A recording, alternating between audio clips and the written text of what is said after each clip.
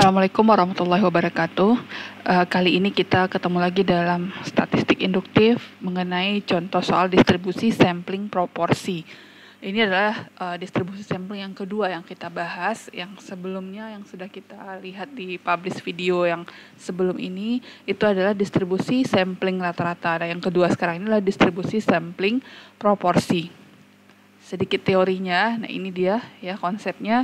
Yang jelas dalam distribusi sampel proporsi kita memiliki rata-rata, di mana rata-rata distribusi samplingnya sama dengan rata-rata dari populasi, yaitu berdasarkan dari proporsi itu sendiri, X dibagi dengan N, atau kejadian dibagi dengan total populasi. Lalu berikutnya untuk standar deviasi, itu rumusnya sama untuk populasi terbatas dengan tidak terbatas, namun yang bedakannya adalah di faktor koreksi. Jika populasi terbatas, itu kan artinya nilai atau jumlah atau ukuran populasinya kita tahu, N-nya kita tahu angkanya, makanya dia dikali dengan faktor koreksi. Sedangkan populasi tidak terbatas, kita tidak tahu berapa besar ukuran populasinya. Ya, seperti ini bentuknya ya. Ini adalah faktor koreksi. Nah, selanjutnya kita akan rubah bentuknya yang tadi dalam bentuk P atau proporsi dalam distribusi sampling didekati dengan distribusi normal Z. Ya, maaf ini bukan T, ini harusnya distribusi normal Z dengan rumus pendekatan seperti ini, yaitu proporsi sampling, ya rata-rata sampling, proporsi distribusi sampling dikurangi dengan rata-rata dari proporsi distribusi sampling dibagi dengan simpangan bakunya. Ya, kita lihat contoh soal. Di sini ada soal pengiriman barang yang terdiri dari 2000 box file dan terdapat 600 box file yang rusak. Jika sampel acak 500 box file dipilih dari populasi tersebut tanpa pengembalian, berapakah probabilitas sampel populasi yang rusak?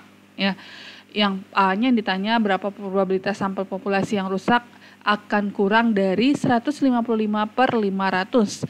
Yang B antara 150/500 sampai dengan 165/500. Lalu yang C lebih dari 170/500. Itu artinya adalah yang rusak itu dari 500 sampel ada 155 untuk yang A. Kalau untuk yang B yang rusak itu antara 150 sampai 165 dan yang C adalah lebih dari 170 box file yang rusak.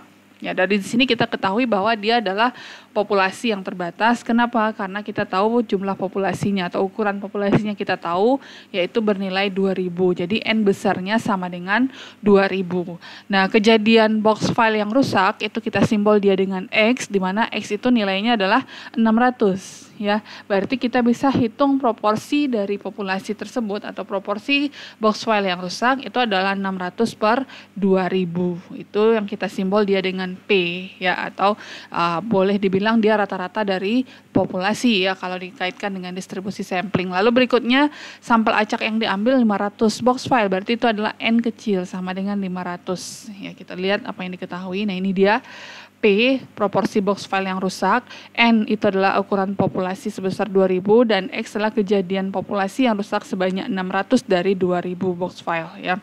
Lalu sampelnya sebanyak 500 yaitu N kecil.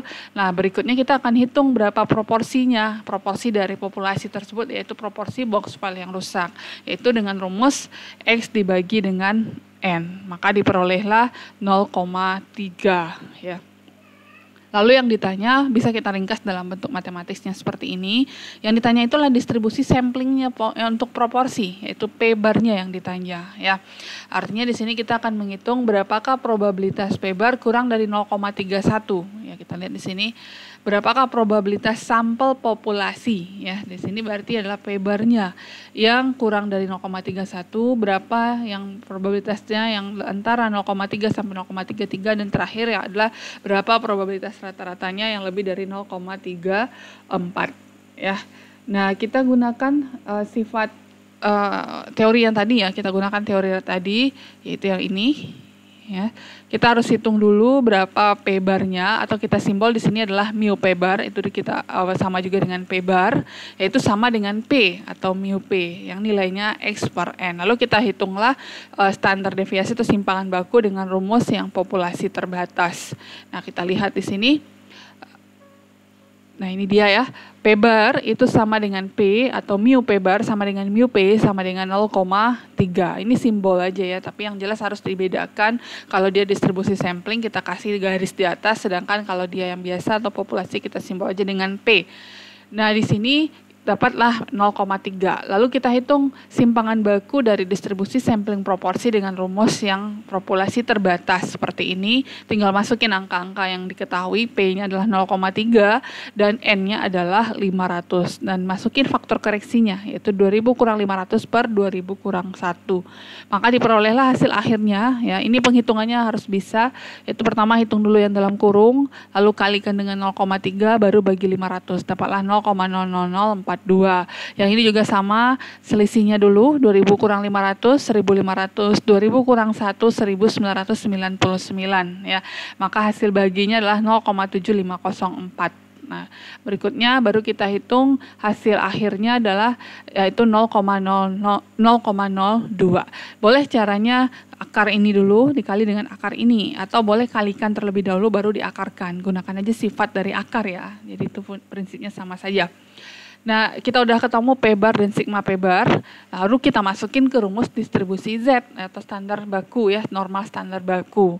Di mana Z itu sama dengan P bar dikurang P dibagi sigma P bar.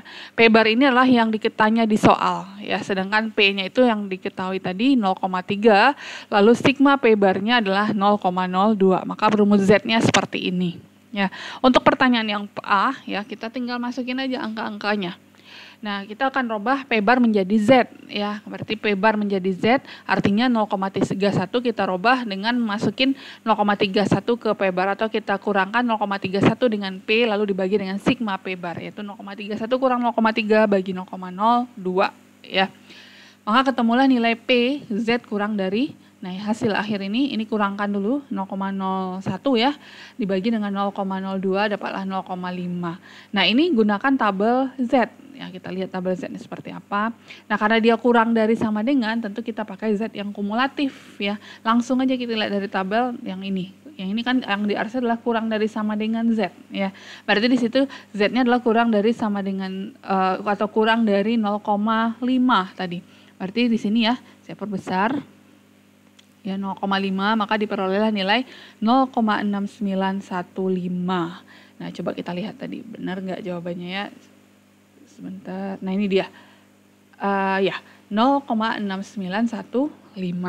Jadi probabilitasnya adalah sebesar 69,15% jika box file tersebut proporsi kerusakannya adalah sebesar 31% atau 0,31. Itu yang A. Yang B kita lihat ya. Jika proporsi kerusakan itu berada antara 0,3 sampai 0,33 atau 30% sampai 33%. Caranya sama, kita robah ke bentuk Z ya. Kalau P dirubah bentuk Z, rumusnya seperti ini supaya adil. 0,3 dan 0,33 juga dikurangi dengan P lalu dikurangi dengan sigma P bar, di mana P-nya bernilai 0,3, sigma P bar bernilai 0,02 ya. Ini sama. Kali selisih di atas dulu dicari baru dibagi ya, sama ya. Maka diperolehlah probabilitas dari ini adalah 0, 0,3 kurang 0,30, 0 bagi 0,02 dapatlah 0, lalu 0,33 dikurang 0,3 dapatlah 0,03, 0,03 bagi 0,02 dapat 1,5. Kalau dilihat dari probabilitas ini lebih baiknya kita gunakan probabilitas yang biasa ya, bukan yang kumulatif karena dia mulai dari 0. Kita lihat tabelnya. Nah, ini tabelnya. Tabel ini, ya ini dia berkisar antara 0 sampai Z. Nah, tadi kita Z-nya diketahui adalah 0, berapa tadi? Nih, 1,5 ya, Z kecilnya 1,5. Berarti 0 sampai 1,5. Nah, kita lihat di tabel ini. Cari yang 1,5.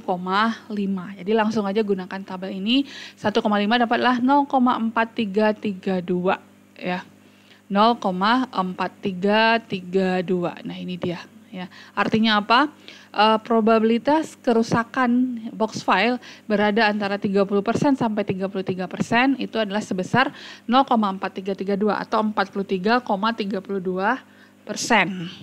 Ya, sampai di sini Terakhir yang C, kita lihat yang C itu adalah berapa probabilitas kerusakannya tersebut, ya probabilitas proporsi kerusakannya lebih dari 34%. Nah, sama caranya kita rubah dia ke bentuk Z, ya. Tentu ini dikurangi dengan 0,3 dibagi 0,02, ya. Hasil ini 0,34 dikurang 0,3 dapat 0,04 dibagi 0,02 dapatlah nilai 2. Nah, dia yang ditanya adalah probabilitas Z lebih dari 2. Ya, di sini nggak ada batas nolnya, berarti ini lebih tepatnya kita gunakan distribusi normal yang Z kumulatif. Nah, yang ini ya, kita lihat kenapa seperti itu. Tadi kan Z lebih dari 2 ya, Z lebih dari 2 berarti kita yang ambil adalah yang sisi sebelah kanan, yang ini. Sedangkan di tabel ini yang diarsir adalah sisi yang sebelah kiri atau Z kurang dari 2 ya. Otomatis kita harus hitung dulu. Untuk menghitung yang tidak diarsir ini caranya adalah hitung luas keseluruhan yaitu sebesar 1. Lalu dikurangi dengan yang kurang dari 2. Jadi sama dengan 1 dikurangi probabilitas Z kurang dari 2. Kita lihat yang kurang dari 2 itu berapa probabilitasnya. Nah, ini dia. Ya, langsung aja lihat tabelnya tanpa melihat yang lain-lain ya, tanpa diatur-atur atau diedit atau diformulasikan lagi tabelnya, maka diperolehlah nilainya 0,9772. Jadi kalau kita lihat hasil akhirnya, probabilitas Z lebih dari 2 itu sama aja dengan menghitung 1 dikurangi probabilitas Z kurang dari 2, yaitu 1 dikurangi 0,9772, diperolehlah 0,0228 atau sekitar 2,28%. Nah, cara lain yang ini ya, cara yang lain selain menggunakan selisih seperti ini, coba lihat ilustrasi sementara. Nah, ini dia, kita misalkan tadi 2 ya, ini saya ganti 2, nah ini, oke, ini dia.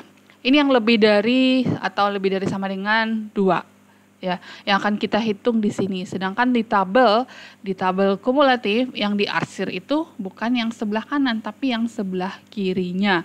Berarti kita harus hitung yang kanan ini caranya lah tadi 1 dikurangi dengan yang sebelah kiri keseluruhan. Ya, atau boleh juga cara yang lain, gunakan sifatnya distribusi normal bahwa kurvanya itu adalah simetris. Artinya kalau kita cerminkan di sini lebih dari 2 ya, atau lebih dari sama dengan 2, berarti kalau kita cerminkan di sisi kiri tentu dia adalah posisinya kurang dari sama dengan min 2 ya. Luas daerah ini akan sama dengan luas daerah yang di sebelah kirinya. Ya, ini garis ini ada garis bagi 2 ya. Kalau dilipat di tengah-tengah garis ini dia akan saling menutupi dan luas daerahnya pasti akan sama. Nah, probabilitas itu kan sama aja kita menghitung luas daerah ini ya, luas daerah yang di bawah kurva itu yang probabilitasnya. Jadi sama aja kita menghitung probabilitas Z lebih dari 2 dengan probabilitas Z kurang dari min 2 ya. Coba kita lihat berapa yang kurang dari min 2. Nah, ini dia. Itu diperoleh 0,0228. Coba kita lihat jawaban yang tadi, sama nggak? Sama ya, 0,0228. Oke, sekian. Semoga bermanfaat. Assalamualaikum warahmatullahi wabarakatuh.